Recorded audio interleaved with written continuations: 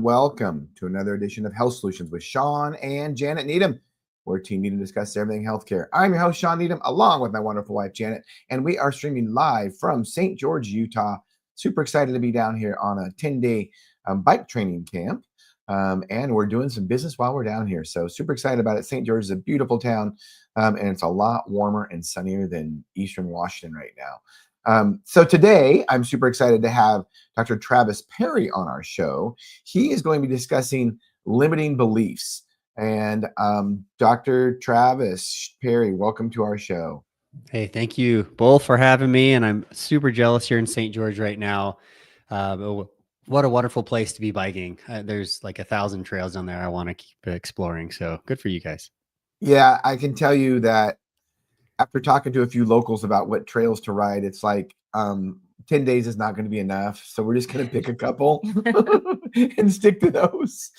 Yeah, that's wise. I mean, honestly, for my birthday this year, I'm turning 45. Yeah, and I call it my half-life birthday because my life expectancy is 90. Maybe I live longer, maybe I'm shorter, but all I want to do is go to St. George and ride mountain bike trails, just hang out with all my friends, invite them, and just have a great time. So yeah, it's a destination worth going to and a place that you can stay healthy, quite honestly. Yeah, I love it. Yeah, for sure. We've definitely noticed that. It's been a lot of fun so far. We're just getting started. So Travis, introduce yourself a little bit about how you got here on this podcast.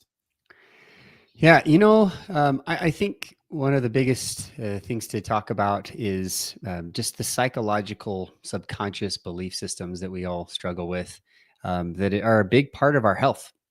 When I was a financial advisor, I thought that, tackling financial goals was what I should be doing, and trying to help people do that was awesome. But a lot of people, even though they had the ability, even though they had the wherewithal and, quite honestly, the support that they needed, subconsciously, they really struggled with a lot of just achieving of these goals. And I didn't know how to help them. So I was pretty frustrated as I would see these people, especially couples. I worked with a lot of business owner couples who they really struggled with just getting past some of these blocks that they had. And I was trained a little bit on some of these things. And the more I learned, the more I was like, wow, I need to learn more. So I actually dove headfirst into a master's degree in psychology. And while that was what are you doing that for, Travis? Well, my bachelor's degree was in sociology, so I had a lot of this, kind of psychology, social psychology background, and so I actually used that a lot with my clients. But it got to the point where I knew I needed to make a change, and quite honestly, that change was spurred on because my dad, at 49, 2 weeks from his 50th birthday, was on a mountain bike ride, of all things, and he died of a heart attack on the trail.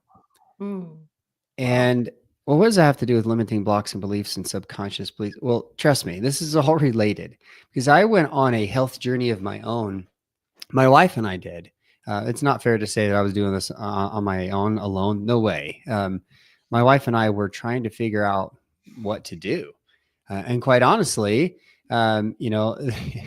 you guys can relate, Janet. I mean, if your husband's struggling with something, you want him to have better health, you're concerned about him. And quite honestly, men live longer when they're married because their wives look after them and tell them, take your vitamins, eat right, sleep good, all the things. So my wife was in on this journey, and man, I went to every doctor. I did every test. I tried to figure out, I was 26 at the time. Like, what can I do to prevent heart attack?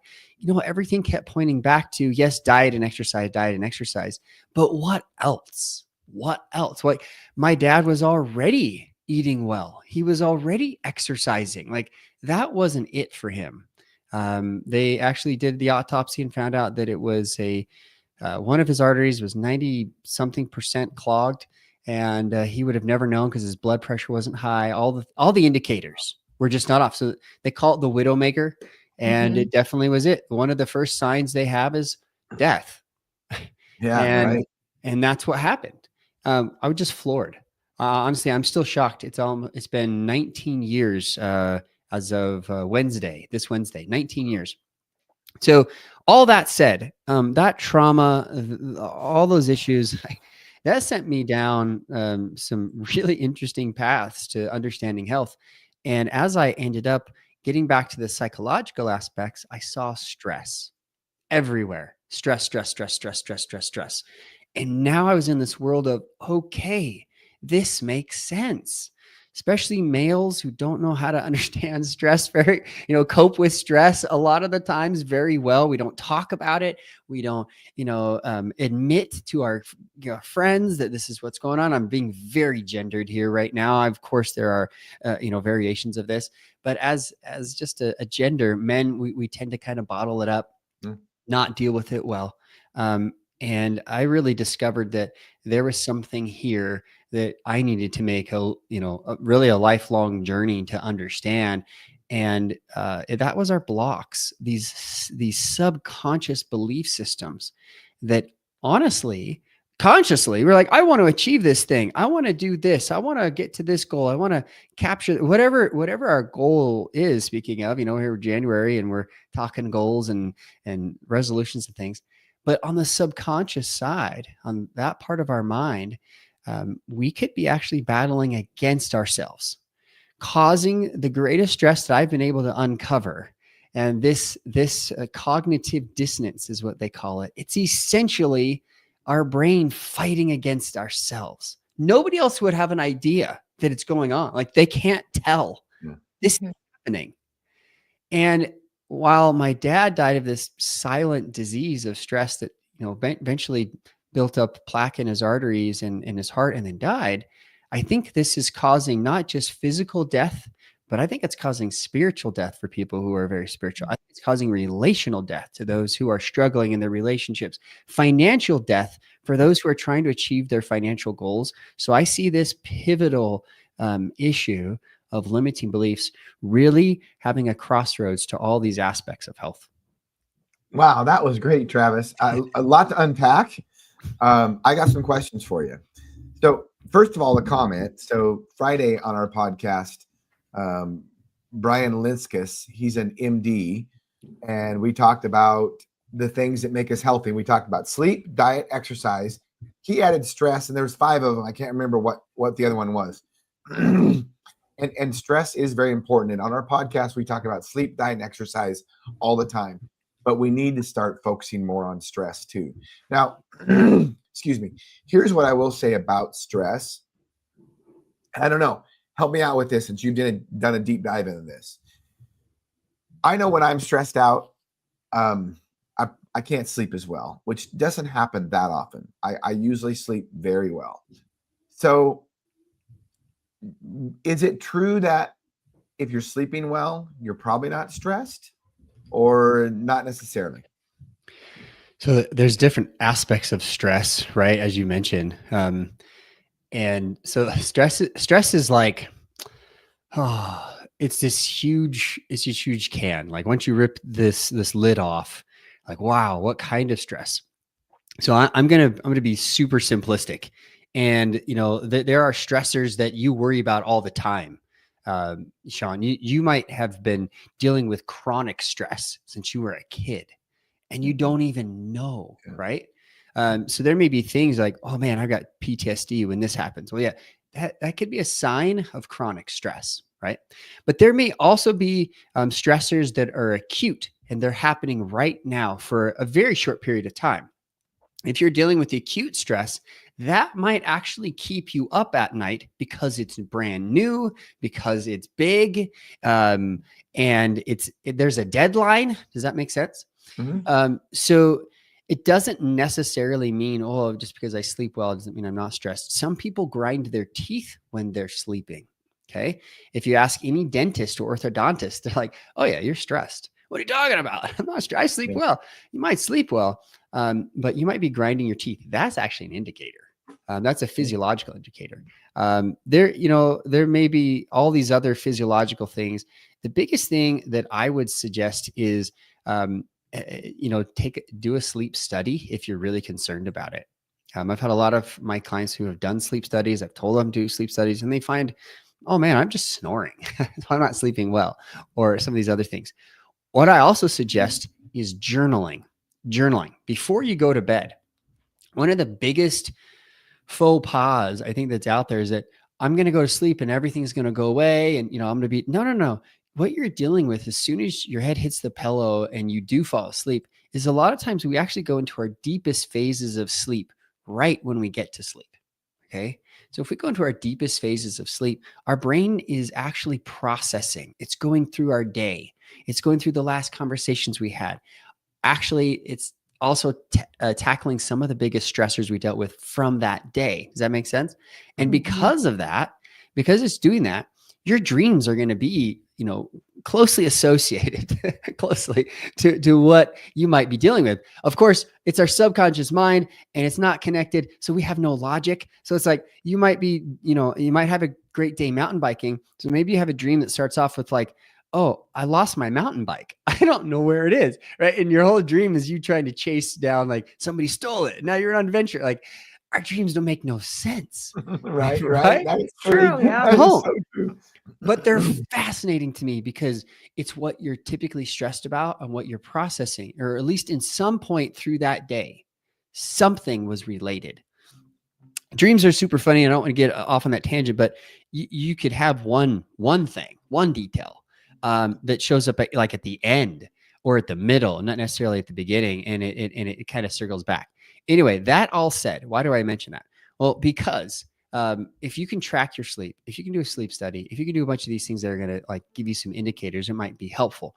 But quite honestly, the best thing is to discover now, what is it that I'm actually struggling with? What are my limiting beliefs? Go there, go straight there. Because I guarantee you 100% of people that I talk to, there has not been a single one. 100% of people I talk to have two types of limiting beliefs that are keeping them from being able to accomplish their goals. And we can talk about those, but I hope that makes sense. Yeah, that does. That does make a lot of sense. In fact, it's crazy that we're talking about limiting ourselves. And sometimes we really do know those things, like you mentioned. And I was getting my hair cut and I was talking to the gal about, sometimes it's, we reach a point in our life where we let those things go because we know when we identify with them. So we can say, okay, that's ridiculous. I'm not going to live like that anymore. And for some reason, those are easier sometimes, as long as you have, I guess, maybe the willpower or the belief to let go of it. For example, I always thought, oh, I don't ever want to go to a third world country. I'm not going to do it.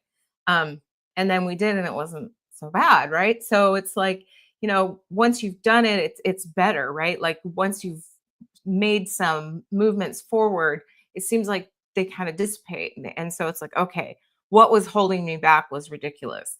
But what about the things that you don't really understand? Like you don't realize you're doing? How do you identify them? Yeah, I think that's a fantastic point to kind of interject. Let's talk about what types of blocks there are and then how you discover them, right? So I'll give real quick. There are two types of blocks, and I'm just going to pause this. Okay, there are two types of blocks. The first is the fear of failure, and the other is the fear of success. All blocks, limiting beliefs, are built into those two types. In my first book, Achieving Balance, those that are watching, I wrote about this at the very end. I didn't have enough time to really do justice to this, but I mentioned this because we talk about goals all throughout this book, how you can achieve your goals both at work, at home, in every area and aspect, in health and relationships, all areas of life. But what most people do is they create a plan. They'll start something. We're in January, right? Most of us will start some type of goal, and by February 15th, it's over with, right? If we last that long. Stats are pretty consistent with this. So what is it that's holding us back? Well, most people, it's their own brain. It's their own mind. That's what's holding them back. Oh, I need to get to the gym. So everybody gets started in January, and then February comes and they make excuse. There's issues. So Janet, what I'm going to say is if you're setting a goal, if you're trying to do something, it's likely that if you have a plan and you're being proactive about getting after it, okay, but then you consistently fail on it, you consistently are not achieving it, it's likely something psychological. It's likely that those limiting blocks and belief systems are just getting a hold of you. Or if you create a plan and you never even try, like Right. you buy the gym membership, you get the clothes, like you call a buddy and say, we're going to work out every morning. And then you never show up. Well, there's something going on in your mind that's limiting you from actually achieving that right from the get-go, right from the gate. Do you follow? Yes. Yeah, for sure. We see it play out a lot, even with what we do with health for people. It's like they Yeah. know the answer, they know what they need to do, but they kind of, I guess we would call it self-sabotage a little bit. Yeah. Self-sabotage is a great term for, that's kind of shown up to help us to kind of understand what these fears are. So if I break down fear of failure, I'm going to kind of go a little bit deeper on this, and fear of success. Is that okay? You want me to do that? Please do. Yeah. Yeah. Okay. So I call it the fear tree. And, I'm a firm believer in, I'm a Christian believer in knowing that, hey, the Bible and scriptures talk about what you sow is what you will reap. And you don't have to be a Christian. You don't have to be a believer to know, like, that's just a principle of life. And, some people call it law of attraction, totally fine, whatever you want to call it. But I call it the law of the harvest, because that's what it is. If you are trying to sow a goal of health, because we're on the health podcast today. You're trying to sow a goal of health. You're trying to be, fitter, weigh less, or have bigger muscles, whatever the issue is. And you don't think you can do it. That's exactly what's going to happen. Yeah. Yeah. That's exactly what's going to happen. So if we can understand, well, what are my fears that are getting in the way from me believing in this? Okay, Janet, you talked about the fear of going to a third world country. I'm going to take a little deviation here, and then I'm going to come back. Why were you afraid of going to a third world country? I honestly believe it had a little bit to do with safety. Like I didn't know if I was going to be safe. Yeah. Okay, great. So that actually is somewhat logical if you look at where you're going, right? Like, okay, there's some risks here. Maybe there's some known factors. Okay. But some people aren't limited by limiting beliefs. They're limited by true fear. So I want to hit that on the head real fast. I'm afraid if I'm driving near a cliff that I'm going to fall off the cliff in my car. So I stay away from the edge and I don't let that bother me. Does that make sense? So that's a fear that actually keeps me alive. And some fears are good. So I'm not the guy saying, all fears are bad. Right. No, but there are people out there who will peddle that. That's an easy fix. No, if a fear is holding you back from doing something that's good, it's limiting you. If it's holding you back from accomplishing a goal or something that is, great for your health, then that's a limiting belief. So I want to nip that one in the butt real fast, because it sounds like, hey, if you're afraid of going to a third world country because you have a legitimate fear about your safety, great. So what's something you can do? Well, you can know what type of safety issues are existing and take precautions. Like I have a friend who's going to Egypt. All right. He has security detail. He's going in private car. He's not taking any public transportation for 2 weeks when he's working there. That's not a limiting belief. That is a legitimate fear. We're all smiling as we know, like Egypt for Americans is very precarious right now. Does that make sense? That's interesting. You got me. You guys, we're really smiling because we're planning on going to Egypt later this fall. And we don't have the security detail and the private cars all worked out yet. So Right. I don't know if we should or not. Well, one of the things that I did is I actually had a friend from Argentina. So I started communicating with Mariana about, where we were planning to go.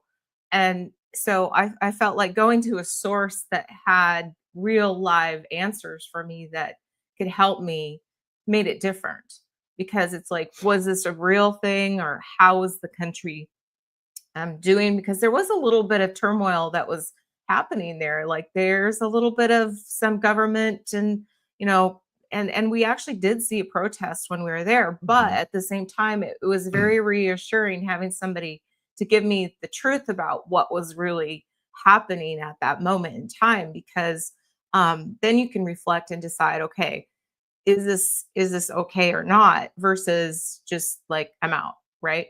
Yeah, 100%. So what you did was logical.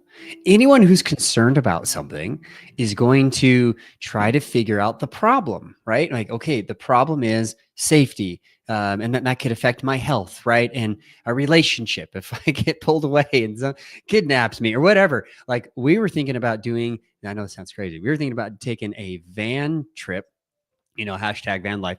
We were going to go from, the tip of Utah all the way down to Costa Rica on Oh, a wow. road trip. Now, we're crazy, right? So at first we thought, let's do some logical, like, let's check.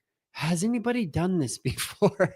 Right. Are there some blogs out there? And I got started reading on some blogs, and I realized, well, actually, there's one of the biggest issues is gasoline. If you don't actually know where you're stopping throughout that trip, you could run out of gas in the middle of nowhere, and there's nobody around. And I was like, oh, this is interesting. So you'd want to take extra gas tanks, right? And know where you're stopping. And so that was actually the number one. The safety concern of our family was actually more closer to the border of Mexico because of some of the drug issues and kidnapping and like, we're very, we assessed that concern. Okay. Now, we decided ultimately to fly to Costa Rica, and we spent 5 weeks there. We had a great time. There were some, potential safety issues, but for most Americans, Costa Rica is a breeze, and it's a fantastic place. We saw some things we probably were anomalies I won't get into, but I would say, like, you guys did the right thing. You followed a logical train of events. Like, what could preclude me from hitting my health goal? Well, injury, right? Maybe an actual disease or something. Like, okay, well then how do you deal with those things? That's not a limiting block. That's not a psychological subconscious thing. It's not. Now, some people probably that are really extreme would say, well, no, you cause that to yourself. I'm not going to go there today. I'm going to say right now, those are things that you can assess and say, what can I do about it? Right. Right. So if we look at this example, and by the way, I've had two of my friends go to Egypt and they both come back. So, that's good to know. if you do it right, I think you're going to be okay. But using this example, popping back to fear of failure, what most people, I'm going to geek out on this, okay, for a minute. What most people don't understand is in this fear tree, the fruit of your thoughts really are in this tree. And you can only get as good a fruit as you plant seeds, right? It doesn't happen any other way. You can't plant pumpkin seeds and get watermelons. You can't plant horrible, sorry, guys, you're up there in the Washington area, but you can't plant Granny Smith apples and get Fuji, right? It just doesn't happen. You don't do it that way. So I'm a little biased. Gala, Fuji, I love all the crisp apples. Honeycrisp. Yeah, the Honeycrisp, amazing. So that said, if we look at this fear tree, then what are you planting? Where are your roots? So what I have people do is I actually have them go super, super deep. Okay. What do you mean by that? Well, I don't shrink them. I'm not a psychiatrist. And even then, I do suggest, though, that if you're seeing like, oh, I have a health issue, I can't seem to get to the gym, I can't seem to, okay, where is that coming from? Where have you seen problems in your life or surrounding health, surrounding not achieving, and you go deep and deep and deep and deeper, and you keep finding that as you go deeper into this thought process, you either end up in fear of failure or fear of success. Kind of the root systems go one way or the other. Okay. And on the fear of success part, we're going to talk about this one because most people, when I diagnose them, quote unquote, when I show them that they probably have some fear of success in their life, they go, no, I don't. Of course you don't. You want to be successful. It's the funniest, probably most difficult thing for people to eat, especially men. Like, no way, I'm not afraid of it. Well, consciously you're not, but subconsciously You very much are. Well, how do you know that? I want to now give you these signs because you were talking about sleep and other things. We kind of got off that track, but how do you know? How do you know you might be struggling with fear of success? Well, if you want to accomplish big things, you have big goals and you want to get after them, but you seem to not actually ever execute because you are afraid of what other people might be thinking about you. Okay. Or you might be afraid of what happens once I get there. Okay. Mhm. So you know people. I know you know people, and you have patients or clients who, you've given them the path. They know where they want to go. They're excited about it, but they never end up there, even though they have the ability to get there. Does that make sense? Yes. It's likely because they're afraid of, well, what happens if I get there? And then I'll never be after those last 10 pounds. I'll never be after like getting bigger, weight wise or whatever.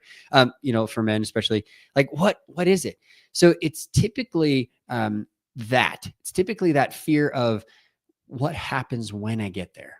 Now, financially speaking, I'm going to throw this example in there. It's kind of an easier one for us financially.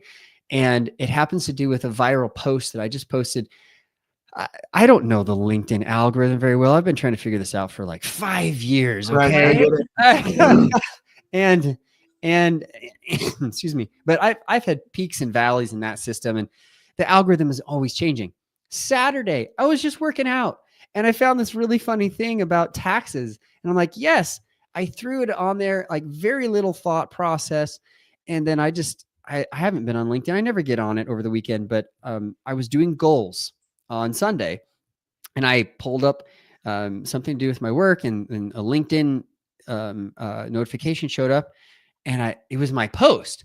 And I looked at the post and I'm like, oh my gosh, this has over 30,000 impressions and 45 people reposted it. There's 186 likes. That's way, that's way. I'm like, this must be somebody who took my thing and reposted it, right? It wasn't. And then I looked at my notes, Dr. Travis Parry. I'm like, what?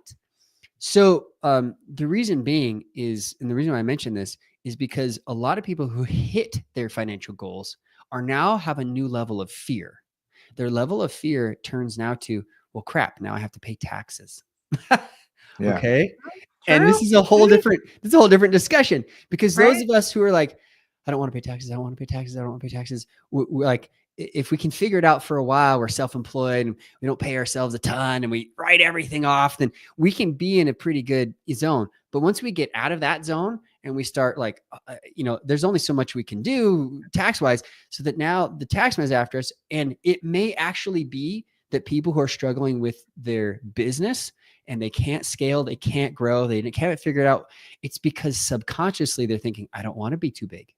Because if I'm too big, I have to pay taxes. I don't want to pay taxes to our government and da, da, da, da, da. Does this make sense? It does. I know exactly what you're saying. Yes.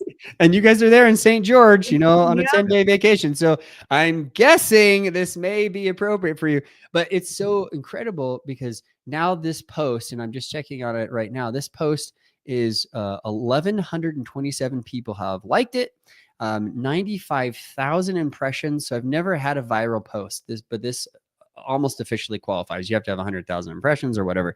So I'm pretty sure this is a viral post. I meant nothing other than just kind of venting some frustration, right? But I think this proves the point that if you have a fear of success, a lot of times you set intentions, you set goals, you want to accomplish some things, but subconsciously, if you never reach them, you can look at your systems, you can look at the things you're doing consciously. But it may also be that you have subconscious blocks that are keeping you from success, therefore fear of success. Questions on that one before I go to fear of failure? No, I think that's great. I do have a comment on a viral post. Over the weekend, I did a post on property tax and it went viral too on Facebook. So tis the season, I guess. Yeah. It's tax season. Maybe I was like, maybe I should be posting more on taxes, but I think there's something to it, right? There's something to this. And as a financial guy, I help people with their goals, and I help, everything related, and health is so related to wealth, so related that I can't stop bringing in these examples. Because once you understand your psychological health, your relational health, your physical health, it will be your greatest asset toward becoming financially secure, financially stable. Absolutely. I've seen it over and over and over again. I've seen the research. Anyway, I love that. So I know you guys are like, yes, absolutely, because it makes total sense. Now, fear of failure, it's different, but it's the same, meaning like it is a subconscious block, right? But how is this different? Well, the way I like to bring this up, and guys, I've done this over 2,000 times with business owners. We have tried to figure out where are their blocks, where are their belief systems, what's keeping them, held back. Okay, so the other side is fear of failure, and what I actually see this one the most. So fear of success does show up, but fear of failure is more popular. It is more substantial. And there's some reasons why. I won't get into it today, but I just want to let you know, like, if you're dealing with fear of failure, this might be what you're thinking about. You might be thinking, it would be great to be in great shape like Janet and Shawn, but I don't have enough money to do that. I don't have enough time. I don't have enough energy, or I don't know what the right vitamins and minerals and supplements and all the things. This, Janet, is what I refer to mostly as self-sabotage. These are typically people, and you guys know this if you're listening to this, you have great intention, but you never actually set it. You never even try, because you know that if you try and fail, what's the use? What's the point? And I find that people in general with financial goals or even health goals at the beginning of the new year, these are people who say, goals, yeah, right, screw goals. I tried that one time when I was 10 and it didn't work out, so forget it. Now, I'm just going to do a word for the year and I'm call it good. And no offense, like all that's good. I have a whole system of achieving goals automatically. I wrote about it in my book, Achieving Balance. And, I even talk about it in my new book, Marry and Grow Rich, like how do you achieve your financial goals as a couple? And so what I've discovered, though, is that fear of failure is so powerful that even as health practitioners, like you could give people everything, what they needed to succeed. They just won't even do the first part. And it's typically because in past, they've tried something, you've tried something, and it just didn't work. And it may have been of such significance that now they have PTSD, legitimate, around the goal setting process, around even trying to tackle something because of how much hurt, how much pain it gave them. I see this with business owners who, like, they have their first failure in business, like, I'm out. I'm going to go get a job. See you later. It was fun being an entrepreneur. They don't understand. It takes 6 failed businesses, 6, to get to where most people, so if you've done it before, 6, fantastic, to get to where most entrepreneurs finally hit their stride, right? So if we know those numbers, then we're like, financially speaking, if you've only failed 3 times, well, good, you get those out of the way, get the other 3 hit, how can we fail faster is the question. But most people, they can't deal with the pain of failing. Why? Because everybody on social media, Instagram, Facebook, we're streaming to all these platforms. Everybody out there listening, we're only showing our best sides, our best things, and now there's kind of a movement of like being transparent and showing the worst parts of yourself, but still nobody wants to do that. Right? Nobody wants to show us, I failed today. Yeah. I don't know. I'm just talking about my viral post. I had thousands of posts that didn't do anything. Like, let's talk about those. Right. Those are way more important. But I think that's the key. So you can see fear of success. You've tried, but you never really get to where you want to be. You're kind of stuck stagnant for forever. It's likely a fear of success. Fear of failures, you're afraid to try. And so when I'm interviewing people, they don't even know. They don't even know because they're stuck in their logical mind. Their logical mind says this, this, and this.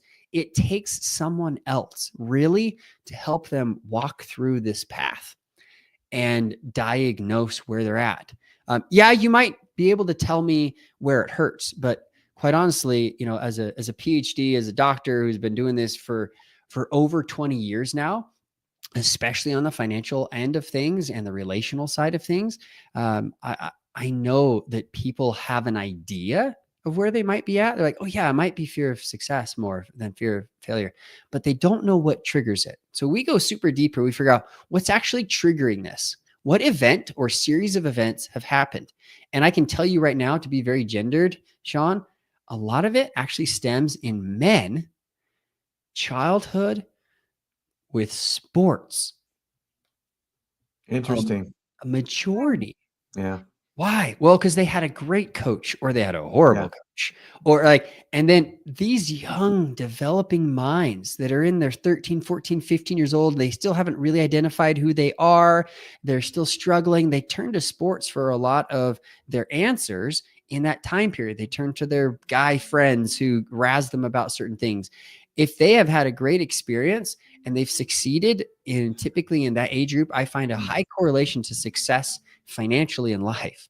Women, relationship with their father. I know this sounds crazy and it sounds very Freudian, but in actually, in all calculations, like most women have a pretty good relationship with their mother because they're relational. And I know there's anomalies. I know there's bad relationships. So I'm not saying that, you are bad if you don't have that relationship. I'm just saying most, okay? Because women are very relational. Their identity comes from a lot of time who they're with, their relationship with their friends, relationship with their spouse when they're married, how well they feel health-wise. A lot of times as well, how is my relationship with my significant other? There's a big part of that. So I find a lot of women, when we talk about these fear of failures, fear of success, has a lot to do with their relationships early on in life and how they develop with those relationships now tend to dictate, there's probability of success. Can you be resilient? Yes, sign me up. I'm in the school of resilience. I preach that nonstop. So while I acknowledge that some of these things are maybe why you're stuck there, that doesn't mean that's where you have to be. Because listen to this, there are only two fears that you are born with, right? Fear of loud sounds, fear of falling, that infants, like even for a period of time, that keeps them from, essentially from hurting themselves, from, and they can cry out and there's like the reactions. So I don't want to go deep into that, but if the only two real fears we're born with, then fear of success, fear of failure, those are learned. Yeah, we can overcome those. Yeah. Mm-hmm. They're modeled to us sometimes, I think. Big time. Which we don't really realize, but they've been modeled for us. And if we subconsciously hold on to those and not change them, then that is a part of who we are. Yeah. And like I've said, with relationships and kids growing up, I find some of the biggest issues there is their own parents. Okay. So fast forward, I wrote my next book, Marry and Grow Rich, where you can get at marryandgrowrichbook.com. And you can download it. You can get the audio for free. You pay the shipping, you get the paperback. Now, the reason why I wrote this book is because of exactly what you just talked about, Janet. A lot of times this is modeled to us. So if you think about your own money, with money, who do we watch our entire lives until we're adults on how they deal with money, what they talk about with money, how they react psychologically when money is good and money is bad, right? Or what things we pick up? It's our parents. So what I have people do, if they're struggling financially, you could do the same thing health-wise. If you're struggling with your health, like these things are modeled. The difference with health is, DNA. Let's be honest. There's some structures that we have to deal with that come from our parents that we cannot change in this life. Like we can help improve it for the next generation, but we legitimately cannot change. Finances, we can change. We can change these things. So we can at least look at those, those things that were learned and say, this wasn't something we were born with. This is everything we've learned. And we can now remodel. We can reframe. We can reassess and create new, what I call money futures. But a lot of times it's looking back. Where did our parents get those ideas? Why does my mom always say money doesn't grow on trees? Why did my dad always say, don't spend it all in one place, right?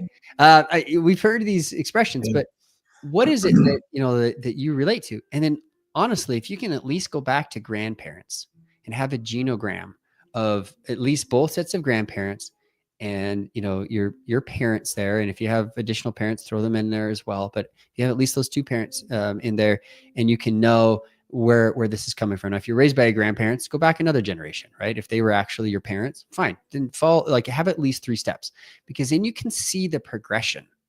What happened with your depression era grandparents, right? To your parents, to now to you. And there's a great book out there called The Millionaire Next Door. And he suggests and posits that he's watched people who are self-made millionaires. The ones that came to America first generation, they worked hard. They were just hard workers. They didn't care what anybody said. They worked hard because they wanted to give an education to the next generation. The second generation got the education, or maybe a family business or something, because they inherited it, right? Does this make sense? Inherited wealth. Yeah. And that second generation did a pretty good job with it. And they saw their parents. It's because they had a connection with their parents. They saw the parents who worked their tails off for that. They probably slept at the restaurant. They they built the thing. But then along comes the third generation. Do you think the third generation has any idea what grandma and grandpa have been through? Right. No clue. And does grandma and grandpa talk about their failures? No way. Maybe once in a while, like to help the kids straighten up, but maybe grandma and grandpa don't even make it that, they're not even alive at the time. We don't know. But in The Millionaire Next Door, what he shows us is that third generation is clueless. And they just see the success of their parents and think success is easy. Success is granted to me. And so they swindle it. They spend it all. And we see that. We see it all the time. Mm-hmm. But it can work with health as it's the same, very, very similar. Where we get kind of fat and happy, right? It's like, because you got out of the behavior third generation of where you're at. So I'm a firm believer in, if you really want to achieve your goals, then you got to get out of these limiting beliefs. And it may actually, there's one other thing we haven't talked about that's super deep. It may actually be that you're not setting goals the right way. We tend to set goals after achievement. Zig Ziglar said this, and I'm going to slaughter it, but he said something like, to the effect of, when we achieve our goals, it's more about what we become versus what we achieve. Okay. And so the sentiment is, if you're just setting a goal to accomplish something, you're not even going to have the internal motivation that's stronger than your limiting belief. Right. So if you want to if you even want to test this, look at something that you've never been able to accomplish and really ask yourself, are my limiting beliefs stronger than my internal motivation? And this is actually what people pay me to speak on stage big bucks for. And that is, what's your internal motivation? What is it? I call these values, and other people call them values, that understand the goal setting process. You don't set a goal. A goal is only to help you to become a value. Right. To bring this full circle to when my father passed away. When he died, I was 26, like I mentioned. I was in absolute total shock, because here was my dad, healthy, strong. He rode 100+ miles on his road bike every week. He rode his mountain bike. I rode with him growing up. We went everywhere. The guy was an ox. He was strong. He wasn't ginormous. He wasn't the couch potato that you would expect to have a heart attack on, watching, football or something. No offense to anybody out there. I'm just saying, it's not the stereotypical beer belly guy. He just wasn't. Yeah. So to have this happen, literally, I was in a state of depression, and I was so upset, and I was going through the stages of grief. But we don't go through the stages of grief one step after another. It just kind of happens as it happens. Right. But in one of those stages, I realized, oh, dang, Travis, what if you only made it to 49 yourself? What if you only made it to 50? And there I was, my half-life at the time to my dad. I was 26. And actually, I was 25. I was turning 26 that year. I lie. So I was half-life. And I thought, well, here I am writing my father's obituary. Anybody written an obituary before for a family member? I have not. It was not my favorite No. experience. Yeah. And I'm not a great writer, so I didn't feel like I was doing it justice, but nobody else would do it. I'm like, fine, I'll do it. I was the oldest son. I was helping mom. I was trying to help her figure everything out financially. It was a total wreck. Everything was a mess. It was just insane. But I sat down, and for a couple of nights, I cried over this document. I was just heartbroken. And I don't think, you shouldn't have done that when you were a kid. It was one of the most life-altering, changing events that I can think of. I've had experiences in my life, but this one changed me. And as I wrote it, you just can't help think of like, what would people think about me? We've been to funerals. So even if you haven't written your obituary, you've been to a funeral like, oh, that's so kind. That's so nice. And what do people do? They tell them the best things about you, right? Yeah. And you can tell if they've had a rough relationship with that person. It's kind of hard for them to say anything, right? And you're like, Right. oh, awkward. But they're also going to throw in the funny things, the dumb things, and once in a while, the things that may have been hard, but nobody really does a great job at this. They all feel inept. They all feel like this wasn't, an amazing, contribute to their friend, spouse, brother, parent, whatever, grandparent.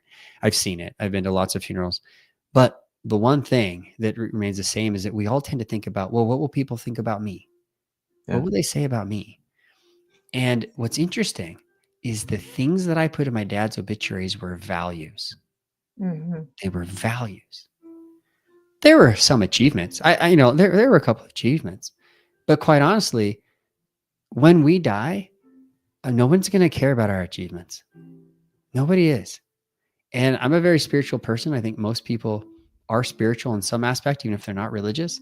I do think that they're going to care what God thinks about them at some point. And that became my motivator. I looked at my limiting beliefs and I said, forget you all. I am going to turn my life around because I've spent many years stuck in fear of success. What do people think about me? Should I do this career path? What will my parents think about me if I do this? What will my friends think about me if I have a nice car, a big house, a big family, like go on crazy trips to Costa Rica? I don't care anymore.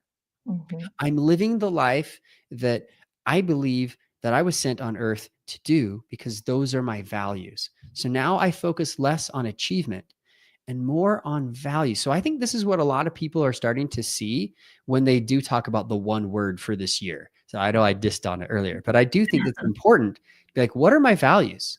Right. What's my values for health? So I have to piggyback on this a little bit because one of the things I heard my father say over and over again, I have 5 other siblings, but he always talked about finding your purpose.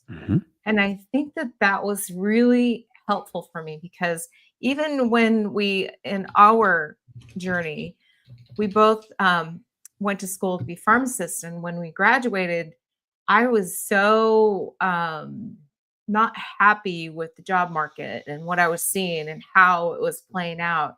And my father just said, find your purpose.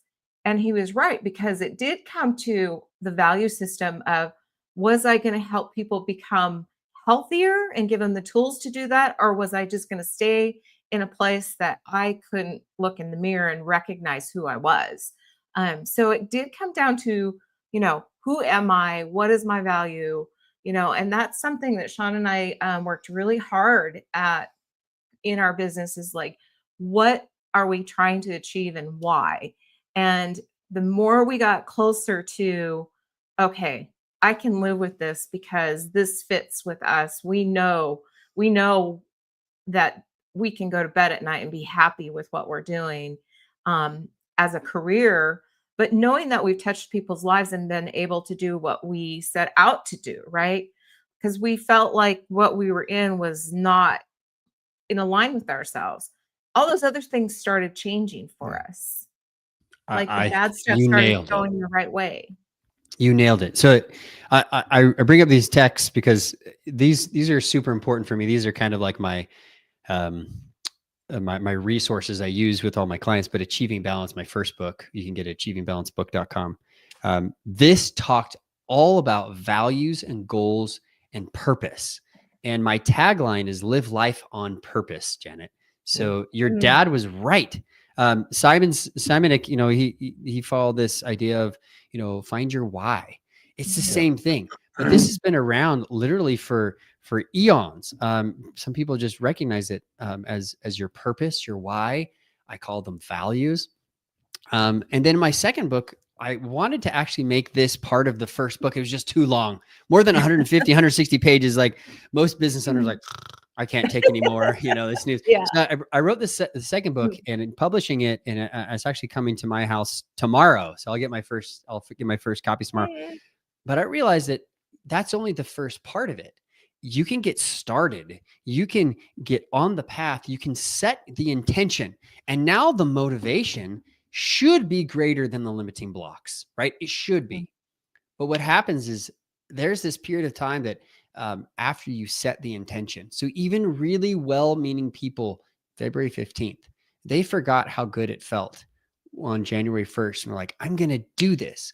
Well, the reason why they forgot why I'm going to do it is because they forgot their why. If you're not consistently remembering the why behind why we're trying to accomplish something, it will go away. It's just how our brains work this way. Like their memories, like we don't remember what we had yesterday because it's not important. Like what was our breakfast? I don't even know. Like it's because the brain doesn't tend to log things that are not important for you for the future. It wants to keep you focused. It wants to keep you present, right? So then the second piece in this book, Marry and Grow Rich, that I wrote is that this is where I dive deep into limiting blocks, how you get past them. I'll give you a couple real quick tips. And I know we're probably needing to end soon, but some of the real quick things is once you have the intention, the big why is that now you need to just decide, am I actually experiencing a limiting block, or is this a fear that's keeping me on the right path? So I have an exercise in there that I call the ABCDE method. I didn't, write the method. I didn't come up with it, but it's simple. You look at what is the activating event? What's the thought that happens every time you go, you get up to go to the gym? What happens is something that holds you there. If it's allowing you to move toward it, great. But if it's not, it's a good indicator it's a limiting belief. That might be the limiting belief right there is that thought. So that's the B, is the limiting belief. Is it limiting? Well, now we have to diagnose it. What are the consequences to that limiting belief itself? Well, if the limiting belief is, if the thought is, I can't go to the gym alone, that's scary for me or whatever, then the consequence is what happens. Well, what physiological issues happen if you buy into that? Well, you don't end up going to the gym, so you don't work out, right? Emotionally, I don't feel good about myself. The hormones aren't flowing the right, the blood isn't pumping. And so I'm kind of at a stagnant energy throughout the day. Does that make sense? And then what is the behavioral things? Well, I'm snappy. I'm less, happy to be around. My relationships, what are the interpersonal stuff? Well, my relationships are affected. My wife knows this. She's like, Travis, you get on that mountain bike ride and come back a better Travis. Okay. Right. I'm out. There's times where I've got to go do it. Yes. Isn't that funny? It's so stinking true. Exercise is way more powerful than any Adderall, any, prescription medication. We know that the studies have been stymied for years, but they're now showing that exercise is the key, right? So that's interesting. Then there's the cognitive, like, what do I think about myself if I don't go to the gym? Man, you failed. You just can't do it. Do you see how those things are, you can instantly see that if those are the consequences to a belief system that you're holding, that's not serving you. That's not helpful. So in D, you have to dispute it. Well, what is that? Well, I have to now decide, are all those consequences helpful, not helpful, relevant, irrelevant? Like you kind of go through this test that we have. And if it shows up that, none of those consequences are helpful for me achieving my goal, well, then they're limiting you. Period. End of story. Exclamation point. Okay. The last part then, what is your E? Well, the E is the effective and new outlook, or new and effective outlook. But the emphasis is on the E because you have to squeeze it in to make the ABCDE work, right? All right. Stinking acronyms. So then what you need to do is create a new thought process, because how the brain works, and you guys probably know this, you study the brain, like we can literally program what it is we want our brain to believe. So the longer we hold on to these limiting beliefs, the longer that the synapse creates a line of fire for that electromagnetic energy to continue down the same path. But the more you start a new thought, so whenever I don't want to go to the gym by myself shows up, if your new and effective outlook is, I have to go to the gym, even if it is by myself, because my life depends on it. Whoa. If you start saying that every time the other thought comes up, over time, the old thought will actually go away, because the brain recognizes and says, it's no longer needed. We're going to cut that. It's gone. And literally you reprogram your brain. Neuro-linguistic programming, it's that basic. It really is. So if you really need to know that I have a limiting thought or belief, the ABCD method is fantastic. I talk all about it in my book. And quite honestly, the easiest thing for you to do is to just analyze, where am I? Do I have fear of failures? Do I have fears of success? Where am I most likely to be at? And kind of assessing where you maybe have received that from. Was that from mom and dad, from a coach? Was it from a friend, grandparents? Kind of diagnosing, and then letting go. Let go. Don't hold your parents hostage. They did the best they could, probably. Don't leave your future to the hands of your grandparents who might not even be alive anymore. Why are we doing this? We're doing this just because it's default. But forgive those people. Let it go. Reframe it. And if your parents gave you bad health, they gave you bad financial direction, then, I'm a big believer in just letting go, being free of what the guilt and some of those things and pain cause in your life, and forgive. It's a very freeing experience. We can spend hours talking about that, but that allows your brain now to be open to the new, be open to the future, and move forward. Absolutely. Wow. That was great, Travis. Janet commented about her dad. I want to comment about a coach that had significant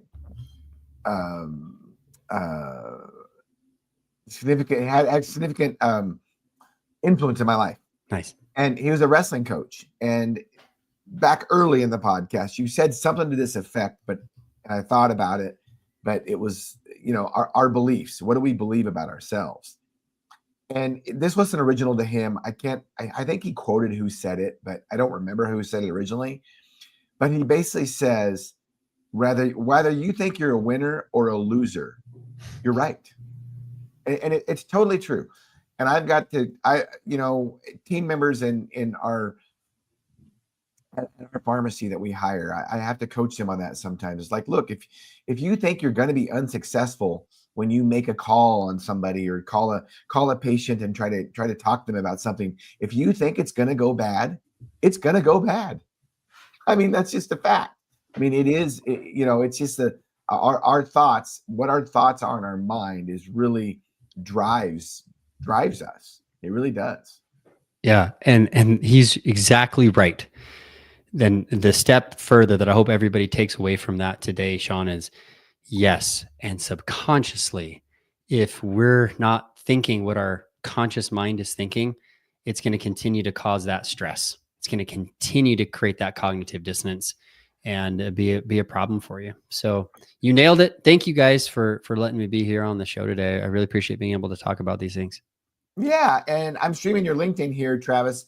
Is this the best way to get a hold of you if somebody has any questions? Yes, LinkedIn or my book site, marryandgrowrichbook.com. That's my latest work, and you can find all the details about that there. I'm going to have to go look up your viral post now, of course. Yeah, I mean, you could scroll down, you can see it's over at 96,000 impressions, which, like I said, it's one of those things where just like, I didn't even expect it.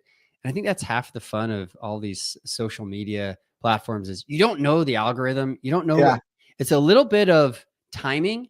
It's a little bit of just stupid persistence, and it's a little bit of dumb luck. Like my mom always said, like, luck is just when preparation and opportunity meet. So I think those three just got together and made a little baby, and it's kind of fun. But to look at all the things that people are going through right now, there are things we cannot control. And sometimes we complain about them. And I was honestly complaining about some things that we can't control right now, but maybe we can control in Congress or in voting or whatever else. And that's taxation, right? But if we are consistently looking at what we can control, what is something that we can move toward in our life, and realize that a lot of the success might be dictated by our own belief systems, and we can really understand subconsciously what's happening, we're going to be such a better place. And so it was great to talk about this. Thank you for giving me this platform today. Thank you, Travis. You've helped us realize our goal of this podcast, which is to educate and empower individuals to take charge of their own health. So thank you so much, Travis, for helping us do that. Absolutely. Thank you, guys. And listeners and viewers, thank you for tuning in to Health Solutions with Shawn and Janet Needham. Tune in 6 hours from now, because we will have Dr. Peter McCullough on our podcast talking about bird flu. You don't want to miss out. 3 p.m. Pacific Standard Time. Thank you for listening to Health Solutions with Shawn and Janet Needham.